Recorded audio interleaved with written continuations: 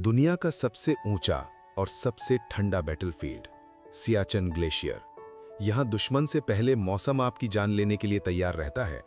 -50 degree temperature और हड्डियां जमा देने वाली हवाएं। लेकिन साल 1984 में देश की सुरक्षा एजेंसीज की नींद इस बर्फीली हवा ने नहीं, बल्कि यूरोप से आई एक छोटी सी खुफिया रिपोर्ट ने उड़ा दी थी।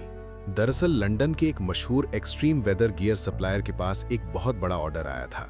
ये ऑर्डर स्पेशल स्नो बूट्स और आर्कटिक जैकेट्स का था।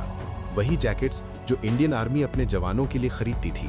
लेकिन इस बार ये बड़ा ऑर्डर देने वाली थी पाकिस्तानी आर्मी। रॉ के एजेंट्स जो यूरोप में एक्टिव थे, उन्होंने तुरंत ये इंटेलिजेंस न्यू दिल्ली भेजी। एक सवाल जिसने सबके होश उड़ा दिए, पाकिस्तान अचानक इतने सारे एक्सट्रीम कोल्ड वेदर सूट्स क्यों खरीद रहा है? जब सारी कड़ियों को जोड़ा गया तो एक ऐसी भयंकर साजिश सामने आई जिसने इंडियन आर्मी के टॉप ब्रास में खलबली मचा दी।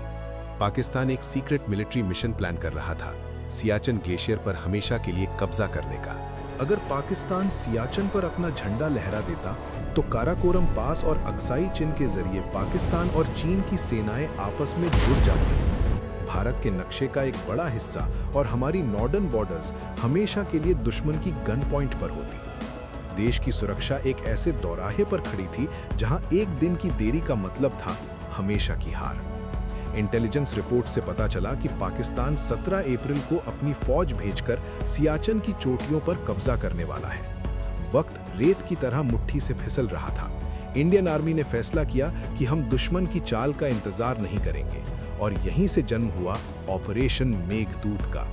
शुरू हुई एक ऐसी रेस अगेंस्ट टाइम जहां रास्ता मौत का था और मंजिल देश का गुरूर। 13 अप्रैल 1984 बैसाखी का दिन।